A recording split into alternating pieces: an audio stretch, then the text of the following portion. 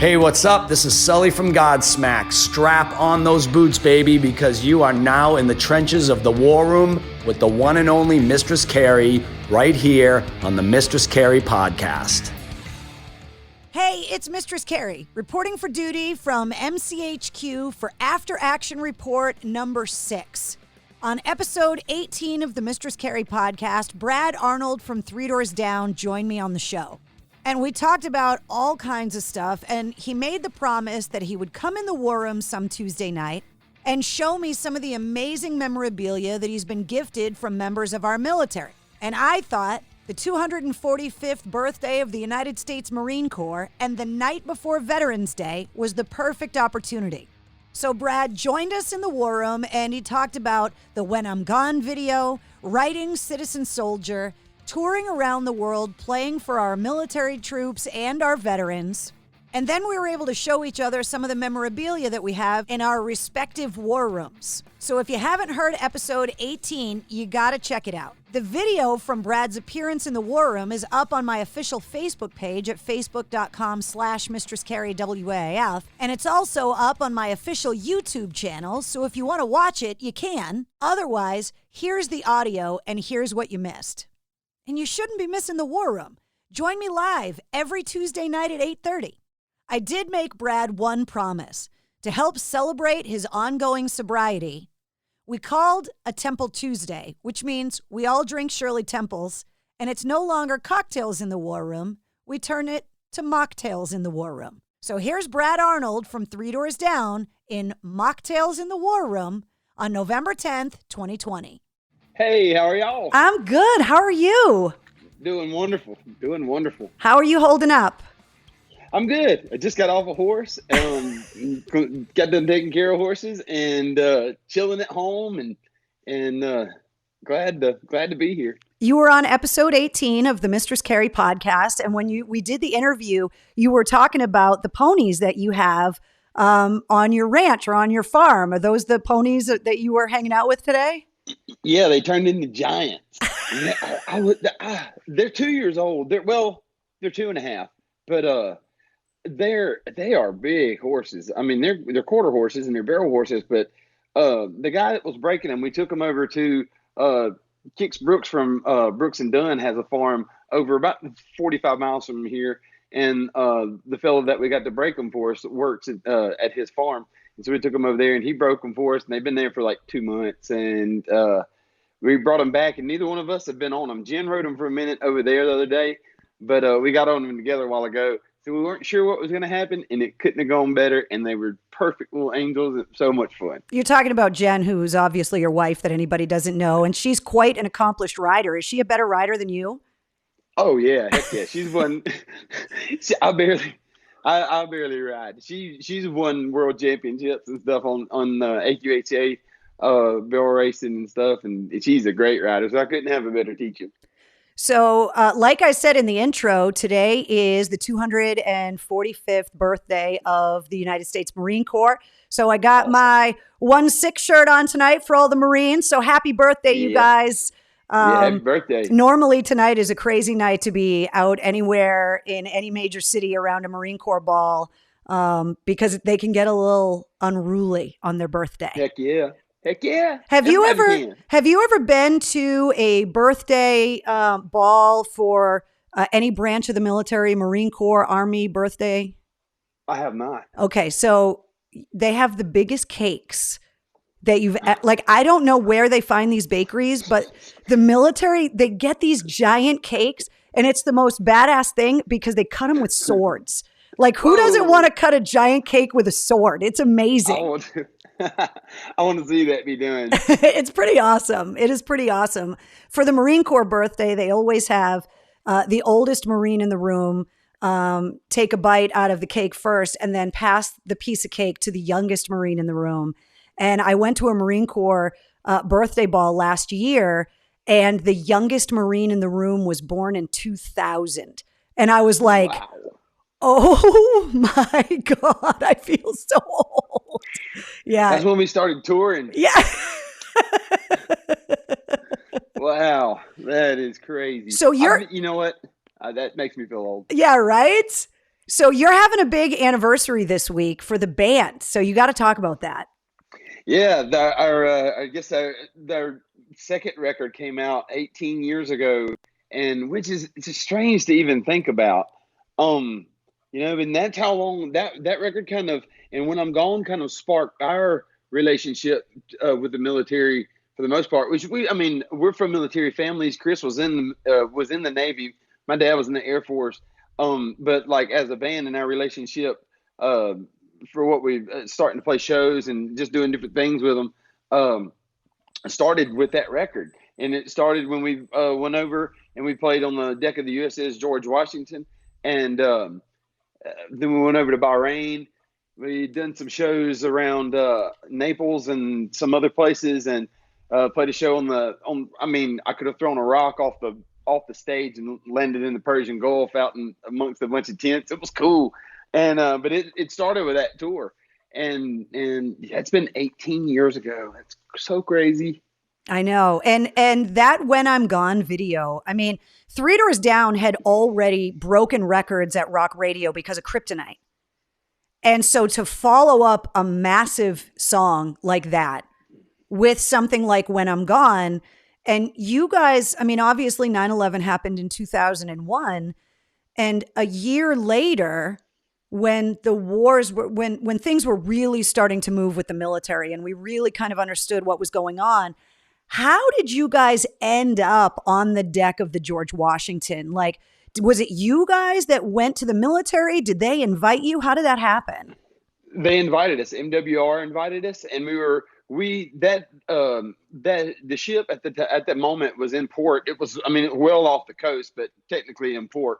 It was off the coast of Porto, Portugal, or it wasn't Porto, Portugal. I think it was off the coast of Portugal. I forgot the city. Maybe Lisbon, Portugal. But it was off the coast, and so we took the captain's boat out there. 2 days later, we were supposed to go and play on the deck of the Lincoln, but we were going to fly onto the deck of it, and we were all like ready to do it. We were all scared as hell about it. Because that would have been on one of those planes where they got to take the cable and slow you down, right? Yeah. And for all of us to have been on there, it would have been a good sized plane, Right. And that would have been, I'd have did it. I would have done it, but that would have been scary. But so they got deployed like literally the day before we were supposed to go. There was a day in between the two shows, and it got deployed that day, and which we knew it was a possibility. But that was awesome. It was, and what was cool about that show also is, like I said, they were in port, but they were off you had to take a boat back and forth because it was still a couple miles out there to the boat, and these kids hadn't, and the average age on the boat was when they left port was like 19 years old, and they said by the time they came back, the average age was 20. So many of them had birthdays. Oh my God. I know. And this boat, it had. It's a Brad. It's a ship. Yeah, exactly. It's a town. Yeah, right. It's a town. When you're coming out there, when you're going out there, you just watch it. It was far enough away that you could see it out there, but it was small. And as you get up to it, you just watch it turn into a city. There was 50% more people on the ship than there are from my hometown, and which was amazing. And they haven't been in port at the time in 3 months. And like 60% of the sailors on the boat stayed on the boat. And if they stayed on the boat, they didn't get to go ashore because they were going to be in port for like 3 days. If they stayed to watch the concert, and they stayed to watch the concert. Well, one of the most striking visuals for me in the When I'm Gone video is when they lit the numbers of the ship. Yeah. And that was the backdrop. And then they showed the ship in the ocean and showed how big it was and how small those numbers looked in comparison. And then when you showed Three Doors Down in front of the numbers looked huge. I know. It was amazing. And I remember turning around that night on stage and looking at those numbers and being like, holy crap. I couldn't believe I was standing on that. I couldn't believe I was standing on the deck of an aircraft carrier, much less like playing a show on the deck of an aircraft carrier. Before we start talking about our collective war rooms, that video, that famous video that was really just such an important statement in support of the military back in 2002. That wasn't even the original idea for the video. And you touched on this in the podcast episode. But do you mind, for everybody that's in the war room with us tonight, you guys had originally filmed a video for When I'm Gone that had nothing to do with the military. And can you tell us the story? We did. We shot the video and actually shot it during a tropical storm down in South Mississippi in our hometown. We shot it, and it was kind of like an old New Orleans style like funeral that all these people kind of made this procession. You can look it up. It's on YouTube, I believe. You just have to maybe type in original or swamp, or I forgot what it is, but anyway, it's on there. But it's worth watching. But it's this whole like New Orleans like funeral procession, like approaching us in the woods, and they start like digging around us. And a couple of the dudes digging are actually our dads. No way, really? So yeah, and we knew almost everybody in the video, and so they all start digging around us, and by the time they get us, by the end of it, it's nighttime, and we're in the mud, and we're like in our graves, and they're burying us, and I had to be buried up to my neck, and I was legit standing in a grave, buried up to my neck, and they eventually buried up over my head, and they would only leave me buried for a second, but you buried up over your head. Yeah. And it was sketchy. It was a cool video though. But so we shot the video, and then we went on that tour, and we just took a cameraman. We weren't planning on making a video out of that. We just took a cameraman with us just to document it because we wanted it on. We wanted it. Yeah. Why wouldn't you want that footage playing on the deck of an aircraft carrier? Of course. Exactly. Somebody better be recording. Because everybody didn't. I mean, that was 2002. Everybody wasn't running around with their iPhone. Right. A lot of people forget that, by the way, that there was a time where everyone didn't have a phone in their pocket that had a camera, exactly. An HD camera with amazing resolution. Yeah, for real. And yeah, somebody you might have like one that was as big as a laptop now or something, something crazy. But so we came back from that tour, and we were on tour a couple of weeks later, and we went through New York, and we were talking about the video with a record company, and they were like, "Yeah, that's cool video and all," but Monty Littman, the head of Universal, he said, "Let me show you what we did with that footage from your military tour," and he showed us that video, and we were like, "That's the video." Yeah. So much. And it was, it was cool, and it showed we were really proud of it, and we were proud to show our support, and we were proud to have been on that tour and got to go see and do the things that we did. But it was a great experience. And the things that it led to that we got to do with the military, we've got to do some amazing, amazing things.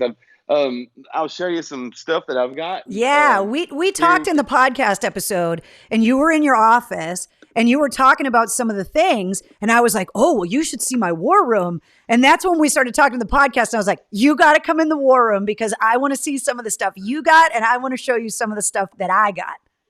I wish that I was doing this in my office back there, but it's kind of, I don't have any I don't have wonderful Wi-Fi, and so it don't really reach back there, and it would be. Well, don't move because we can see you perfect and you sound great. So don't move. Awesome. So When I'm Gone became this military anthem by accident, right? Because of the video. Then you guys got asked by the National Guard to write a song for them in Citizen Soldier. And when people found out you were going to be in the war room, they talked about how When I'm Gone helped them get through their husband and wives' deployments. And then obviously Citizen Soldier all of a sudden becomes this anthem for our troops themselves. So how did Citizen Soldier happen? Well, that's what they wanted, and actually the National Guard, we wrote that for the National Guard, but we knew that it would apply to every branch of the military, and they knew that it would, and it was for a campaign they were doing. They wanted a video to play in movie theaters before the movies, during like the trailers and stuff. But they wanted it to not like be they didn't want to like a National Guard commercial. They wanted to show the history of the National Guard, and and we were in the middle of writing the Three Doors Down record, and I think like I don't know what his rank was, but I know that he was high up. Called me one day and they just told me like basically what they wanted in the song, kind of like what they wanted to hit on a little bit. You know, and it's like, well, you know, they call us the Citizen Soldiers, and I was like, oh, dude, that's perfect. He's like, song writes itself. Yeah, and he's like, if you could just mention that word in the song somewhere, I was like, oh no, that's the name of the song. And I said it on the phone. I was like, no, the song is called Citizen Soldier, and he's like, okay, cool. And he said, you know, we just want to talk about, you know, because the National Guard, that's who takes care of us here at home a lot, you know, and floods and fires. And I mean, God knows. Those are the fighter jets that got scrambled on 9/11. I mean, they're absolutely, you know, the heroes of Hurricane Katrina, the National Guard. I mean, you know, just here in Boston, if it's not a crazy blizzard, it was protecting downtown after the marathon bombing. We depend on the National Guard. Those were the guys I was embedded with overseas in Iraq and Afghanistan, were guys from the Mass Guard. Absolutely. Absolutely. I mean, they do a lot of stuff. And so we just talked about that on that call. And he said, you know, we want to do the video and show those different things. He said, so just kind of maybe write the song accordingly. And I literally called him back in like 15 minutes because we already had a song that kind of fit that. We already had the music to Citizen Soldier. We already had that music. And I was like, oh man, I called my manager back and I was like, 30 minutes later, I was like, we got it. And we called him. He's like, are you serious? You think you have it? I was like, I'll record the vocals and we'll send it to him. And I recorded the vocals. They was like, dude. and so shooting that video was awesome also. Because Antoine Fuqua, who did like Training Day and Shooter and all that stuff, he's done some of the best action movies ever made. And an awesome dude. He's cool. He's just a cool guy. And but he directed the video for that song, and it had about 100 times the normal Three Doors Down budget for a video, but it turned out really good. When we touched on it in the podcast, but I want to give you, because Veterans Day is tomorrow and today the Marines are celebrating their birthday. When you go and play these shows, whether it be for military bases here at home, or you go on the deck of an aircraft carrier, or you go on base overseas to a place like Bahrain, talk about what it's like as a child of a service member, but also as a civilian musician, and getting to tour the facilities, and most importantly, getting to meet our troops themselves and what that was like, because I've seen those shows and there's no more passionate or rabid fan than a military fan that is appreciating an artist coming all that way. I've never felt more appreciated in my life. I mean, everywhere you go, every time, every one of them you meet, they just tell you, thank you for being here. I'm like, man, thank you. And it's a pleasure. It's an absolute pleasure to go and meet every one of the soldiers and airmen and sailors. And they're great. Every base you go to is well, it's different. And like I said on the podcast, you get to play with some cool toys too. We've got to shoot tanks, and we got to fly on an F-16, and I mean, go through touring aircraft carriers and submarines and stuff like that. And I mean, it's when I hear that we're going to do something, anytime I hear that we're going to do it, I'm like, yeah, heck yeah, let's do it. Yeah, the military knows how to spend money, and they have the best toys ever. Ever. Literally ever. Yeah, exactly. So you and I had joked about some of the stuff that we've both received. And so I thought tonight would be really fun for you to kind of take us through some of the things that you've gotten from our troops and from your trips visiting them. And then I can show you a couple of the things that I have in my war room as well. So what do you got, Brad Arnold from Awesome. Three Doors Down? I've talked about some of these things already, but I have so much stuff. The last time I counted, I probably have I have at least 180 challenge coins. Oh, you got more than me. You do? Yeah, we do. I'll send you one. Oh, I would love that. I'll bring you one. I would love that. But I feel it's only fair to have, I mean, because so many guys were giving us coins and stuff. I was like, well, and I mean, I give them to police officers and stuff. I keep them in my car and stuff, not to get out of tickets, like if I see them in the parking lot. And, honestly, last night I was standing at Tractor Supply I live in outside of Nashville, Tennessee. And I was talking to a dude at Tractor Supply, and he said he was in the Army, and I reached in my wife's car. Cause I like, here, man, I give them a challenge coronavirus, and they always appreciate it, man. Just a simple way to say, man, I appreciate you. Your wife's like, I can't take you anywhere, even Tractor Supply. I had to get horse feed. But so starting with and this is, I mean, simple, but it's really, and it brings back. This is just stuff out of my case back there that I could kind of grab and bring in here. But this is, I mean, just a hat from the George Washington when we were out there, and I mean, they give you all kind of gifts, but it was just the mark being there, and but that was that was where it started, was on that boat, Yeah. And have you worn that and had somebody stop you and been like, I know somebody that was on that ship, or? I've met several people over the years that were there on that. They've really? been at the show, and he's like, man, I see you. I was on the deck that night. You played on George Washington. I'm like, no, wait, man, it was a great experience. And somebody handed me this up on stage one night, and it's just a hat, and it's a wore out hat, to look at it. And what does it say on it? Cool. I mean, that thing has seen some wear. Well, but he handed it to me up on stage. He said, this hat, Afghanistan 2009, Iraq 2011, all yours. Wow. Oh, that's cool. And you saved it. See, people that give artists things from the crowd, they never know what you guys do with them. And the fact that that you save this stuff. I have so much. I love that you kept that. So, and this is from, I think this is a spent shell, but it's a 25 millimeter shell. And that's from that's from one of the guns. I think that's the small gun on a Bradley fighting vehicle. And the people in the comments will tell us if that's not right. Exactly. And I think it's off the Bradley fighting vehicle, because I got its big brother back there, and I think it's off the small gun of a M1 Abrams tank. And I got to shoot the M1 Abrams, but the Bradley is kind of more fun to shoot, because the Abrams, you just get in. It was fun to watch somebody shoot the tank from outside, because it's already armed, and you can kind of aim it a little bit and stuff, but you just arm it and pull the trigger, and you shoot way down range. But in the Bradley, you could move that gun around and like, it was awesome. And we talked about it. We touched on it in the podcast that you love to go shooting. And so Absolutely. You're not a novice when it comes to marksmanship. So for somebody that can really appreciate the fundamentals of the power of a weapon that big, it's you. Oh, it was amazing. It was amazing. The guys I went skeet shooting with the other day might not call me a good shot. I'm terrible, but I'm better with pistols.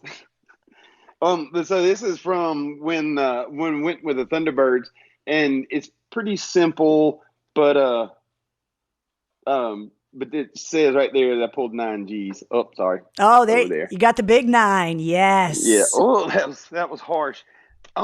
Did you when you flew with the Angels, how many planes? Because I flew with the Mass Air National Guard here, but I was in just one plane. We weren't flying in formation. Were you in a formation? And how close were those other jets really? It was just me and one other jet. It was Matt and our original guitar player, the one that passed away. He and I went up together, and he was in a different jet, and the pilot said, "Look over to your left," and I looked over, and I was like, "Whoa!" I mean, he was right. He was right there. Like, whoa. We were sitting there flipping each other off and stuff, And but they overlapped their wings, and then it was cool to because they all go around each other and stuff, And the fact that you're going as fast as you are, and they are so intricate with their movements. The skill of these pilots, I mean, it's unbelievable. It's amazing. It is absolutely amazing. And we went from Las Vegas to California in 8 minutes. What is that, a 4.5 hour drive? So he said if he really had to, in like one of the single seaters, he could go to the coast of California in 8 minutes. I was like, man. He said he'd have to hurry up and do whatever he was going to do because he'd almost be out of fuel by the time he got there. Yeah. But he could get there. Yep. And I left it back in my thing, and you probably couldn't see it real good anyway, but I say it in reference to those challenge coins, and I appreciate every one of those that I've ever been given. But I have one, and it's pretty simple back there, and it took me a minute to even realize what it was when the man gave it to me. It was an older man, gave it to me at a show one day, and it's 1st Recon Battalion, and it was from Vietnam, and it's like well worn, like that. He had it in his pocket a long time. Yeah, well, this pin, it was on his uniform going through that jungle somewhere. Oh. I was like, man, it was really heavy. But the something that I've always just thought was amazing that somebody would give me, and I honestly tried not to take it, but he was like, you have to take it, and this fella gave me his Purple Heart, and. What do you say? There's nothing I could say, and not a thing I could say, but thank you. Yeah. I mean, something like that when you're, like you and I are very similar in that way that there's military in our family. We ended up not taking that path for various reasons, but both of us obviously showing great support for the military. And as a civilian, to be gifted something like that with so much meaning and so much honor attached to it, sometimes it's overwhelming. And absolutely, the brotherhood and the sisterhood that our military members have is something that, people like you and I, they're so appreciative of what we do, but the appreciation for, I'm standing in Kabul in 2011 as a purple-haired female American journalist, and the only reason I was still breathing was because I was surrounded by a bunch of badass motherfuckers. You know what I mean? Absolutely. And so to be welcomed into that kind of brotherhood in the way that you and I have both been over the years, overwhelming is kind of one of the only words that describe it. It's very humbling. It really, really is. I've talked to so many guys that said, man, we used to listen to y'all song every day before we went out on patrol, something. And I mean, it means so much to me to know that they were listening to us, and like we weren't there, but like our songs were there, and it kind of, a part of you was there, and it, I don't know, nothing means any more to me than hearing them guys tell me that. It blows me away every time I hear it. And for the post 9/11 veterans, so many of them enlisted or commissioned when they knew we were at war. Absolutely. And so, absolutely. When 9/11 happened, obviously the next day, recruitment was just insane with people that either wanted to get back in the military that had already served and gotten out, or people that were like, I need to go and do something. And so, when you talk about the 19 and 20-year-olds that you met on the George Washington, I bet a lot of those sailors enlisted after 9/11, and they were acutely aware that they weren't just going to be getting a GI Bill and using it to go to college, that they were going to be used for their intended purpose. That's right. Go ahead. God bless them for it. Yeah, it's when you see, the recognition of the selflessness that it takes, to leave your life behind and whatever it was at that moment and feel like you were called to do something that's greater than yourself, to be part of something greater than yourself. It's awe-inspiring. Absolutely. It really is. I want to show you a few of the things that I have in my war room, and some of them are, big framed things and whatever. So I could only bring, like you, some of the smaller things that I could carry. So we've talked about it here in the war room in the past. you'd bring up the challenge coins. I grabbed these 3 because I've been honored enough to meet 3 Medal of Honor recipients that have given me their coins. And that's awesome. Yeah, I mean, you talk about an award like the Purple Heart. You talk about the Medal of Honor. It's like everybody knows what that blue ribbon means. And so to meet people, both young and old, from different wars and conflicts in our history, and to be able to shake the hand of someone that has earned our highest honor as a member of the military. It's, like you said with these coins, they mean a lot. They really, really do. Those are awesome. I don't know if the Blue Angels gave you one of these, but I got mine. I got my wings when I flew in the fighter jet. Oh, that's awesome. Which I thought would be really cool because they actually, like, someone in the military had to fill out a form to get somebody to make me wings that actually said Mistress Carrie. And I just want to be the fly on the wall for whoever filled that form out. But I love this. So I want to say, yeah, that's awesome. What's up to the 104th Fighter Wing, the Barnstormers, because they gave me that. I mentioned my trips overseas. When I announced my trip to Iraq in 2006, we actually used When I'm Gone as the music that set up the big announcement. We had teased for like a month that I had a big announcement that day. And when we made the announcement, we used your music to announce it. And then when I went back overseas in 2011 to Afghanistan, the commander gave me, and I've showed this before, this old compass that it says, let me see. It's hard to read it, but it says pocket compass. It says, is it 1885? Mm-hmm. And then it came in a box that has the Yankee Division logo, which is now the Yankee Brigade. And this is the 181st and 182nd Infantry of the Mass Army National Guard, which is who I was with overseas. They're one of the 4 original units from the U.S. military. They have Lexington and Concord and Boston battle streamers from. Whoa. Yeah. So the history. That was like the first. We invented America, military. Brad. You're welcome. You did. You know how we are up here in Boston. When I was in Afghanistan, I was gifted something. You know how those guys, they get a lot of downtime, so they get a little creative. So they had a blown up Humvee. And so one of the guys went into the metal shop and he made me a sword out of some of the armor that came out of one of the Humvees. Ooh. And I'm sure that sword right there weighs about 40 pounds. Yeah. I mean, if I did this for a while, like, you'd see my giant pythons popping out. But getting this home from Afghanistan. Oh, God. No small feat. Let me tell you. I want to say what's up to everybody at the post office. Thank you guys for letting me get this home.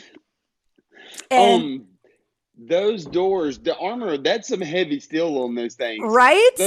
Those doors, I mean, when you see one of those Humvees, it's like, yeah, that's pretty tough. When you ride in one, you can feel how heavy they are. And when you grab that door, you know that you grabbed something. Oh, I mean, that's something. Getting in and out of those vehicles, most of the time I sat behind the driver, right? So I had to use my left arm and smash to get the door open. And I ended up with this, and I called it my civilian bruise, that I had this embarrassing bruise on my arm because I was always checking the door. And it was like, oh yeah, you can tell I'm a soft civilian because I got a bruise just opening the door. Nothing in those vehicles is soft, though. No. I mean, it's like everything.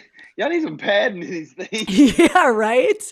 And then the last thing I wanted to show you, I had gone on 2 trips overseas, and I had planned to go on a third in 2017. I was supposed to get embedded with some Green Berets, and they couldn't tell me where they were, and they couldn't tell me what they were doing. And at the very last minute, like literally a few days before, all I knew was I was supposed to fly to Jordan, and that I would get picked up and I would find out where I was going after that. Nobody knew about it. Like literally 2 people at the radio station and me and the company lawyer knew about it, and that was it. And at the very last minute, the plug got pulled on it. And when the guys came home, one of them came over. I had promised him a nice glass of scotch here in the war room when he got home safe. And he came over and he gifted me with something. And he said, we ended up getting into some trouble, looking for some trouble, going after some bad guys. And they said, when we returned home safely from that battle, we realized that you were supposed to be with us. And so I brought you something home from that battle. And he gave it to me. And I was like, are you sure you don't want this? And he was like, that's the small one. I got the bigger one. And so I have it here. And part of the reason why it's not framed is that just taking this to Michael's craft shop to get it framed would probably put me on an FBI list somewhere. But they came home and he gave me an ISIS flag that they took off of the guys that they got in the firefight with that day. So I proudly have this on my coffee table here in the war room. And every week that I do cocktails in the war room, I make sure my coaster's on it. And this is where my drink sits. This is what's on the table underneath it. And I thought it was so badass that he gave it to me. So I wanted to show it to you. Awesome. Yeah, it's pretty cool. That's freaking awesome. Heck yeah. I want to explain one term before I, let's see. The comments are coming in like crazy, but everybody's commenting. There's one story about Afghanistan that I want to share with you because it's become a little inside joke here in the war room. So when I was in Afghanistan, it was in downtown Kabul, it was a huge base called Camp Phoenix. And there were like 17 countries and there were all these civilian contractors. You know how big those bases are. They're huge. Yeah. And there was like a marketplace on the base and there were places to get food and all of this stuff. And one of the places was a massage place where the guys could go and get a massage. And sometimes things happen in a massage parlor. Uh-huh. And the code was blueberry cobbler. And if you said that, you got a different massage. And the guys that I was embedded with begged me and pleaded with me the whole time I was there for me to go get a massage and ask for the blueberry cobbler because they were dying to know what would happen because they were all guys and they were like, you got to go in there. You're the only girl. You got to go in there and ask them for the blueberry cobbler. So one night early in the pandemic here in the war room, I may or may not have had an extra glass of sangria and I told the blueberry cobbler story. And it has now become this inside joke here in the war room. And literally, if you could see my comments, every single one of them says blueberry cobbler right now because it's become this inside joke. So now that you've come in the war room with us, you are now privy to the blueberry cobbler inside joke. So welcome to the war room family, Brad. Thank you very much. Before I let you go, I wanted to open it up and just see if anybody had any last minute questions. We're doing an after action report of episode 18 of the Mistress Carrie podcast. So many people just said how much they loved the episode. There was so much amazing feedback on how open and honest and candid you were about your sobriety and encouraging other people to get sober as well, which is why we're all drinking Shirley Temples tonight in your honor. So thank you very much. And watered down Diet Coke because the ice is melting in it.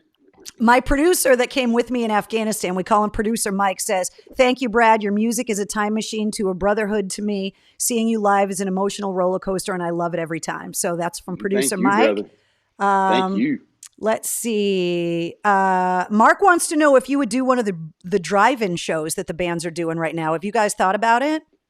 Ooh, you know what? I'd do about any kind of show right now. Well, I know that we're talking about some live stream shows, and I know that people are doing those, but we have a company that we're going to be working with, and we're announcing it soon. But they're doing this one. We're doing 3 of them, and they're going to be legit. It's going to be pretty awesome. But I'm ready to get out and play some actual shows. But right now, I think the only thing that we're talking about maybe going down to Australia maybe before anything. But I'm ready to play in America. I'm so ready to play a show. We miss you. I miss y'all. We recorded some songs for a thing that I can't say what it is. Yeah, you can. We won't tell anybody. We'll keep your secret, Brad. Don't worry. No, shh. Well, we got to record a couple songs just live acoustic the other day, and it was so much fun. And I learned, and it's been so long since I sang. I have our house is just me and my wife, so it's pretty quiet around here. And my voice is just it echoes through here, and I drive my wife crazy. And so I try to be a little bit quieter at home, and then when I get to singing again, it's just I have to kind of like get in that gear, and I'll get good and tuned up, and I'll come home, and she's like, "Yep, you've been singing." Kim loves your accent. Oh, thank you. Up here, it stands out a little bit more. Up here, it's yeah. It gets terrible when I'm at home. When I travel a bunch and I go around a lot, it's not so bad. But when I get home, it's so bad. Well, I mean, it's the same thing with me. You know, I can get rid of my accent when I really concentrate on it. But if I have a drink or two and then somebody pisses me off, I go full Boston, and you should just never go full Boston. You know, you just should never do it. Well, you should never go full Southern either, yeah, so people can understand what you're saying. Brad, I am so grateful that you came to hang out with us in the War Room tonight. I loved seeing all of the stuff that you brought in tonight, and I know everybody here in the War Room is just so excited to see you and hear from you. And the feedback, like I said on the podcast episode, was great. And it's so nice to have you for an after action report here in the War Room. And I know I speak for everybody here when I say, you know, we love you. We love Three Doors Down, and we miss you so much, and we can't wait to see you. We love y'all too, and we miss y'all. And I'll tell you this: nobody is ready to go back on tour more than us. And as soon as things are allowed, and I think that things will be allowed before too terribly long. And as soon as we can get back going, we'll be back out there. And before I let you go, just one more word about the Marines celebrating their birthdays today. We always cheers whoever's having a birthday, and to all of our veterans. Cheers to you, Brad. Cheers to y'all. Thanks to all of our troops and our veterans, and of course the Marines on their birthday today. So thank you so much. Absolutely. Brad, happy birthday, guys. We love you. Thank you so much for coming in the War Room tonight. It was so awesome to have you. Please come back anytime. My absolute pleasure. Thank you for having me. Next time you come in, I want to see the rifle that you got from Mr. Charlie Daniels that you told me about. Oh, dang. I wish I'd have known. I would have broke it out. No worries. Yeah, absolutely. Next time. When you get the tour scheduled and you know you're coming to Boston, you're coming back in the War Room so we can talk about the show, and we'll see the rifle then. That sounds like a plan. All right, Brad. Thank you so much. Good night. Thank you. Good night to y'all. Enjoy the ponies. Yeah, I will. We'll talk to you later. All right. Good night.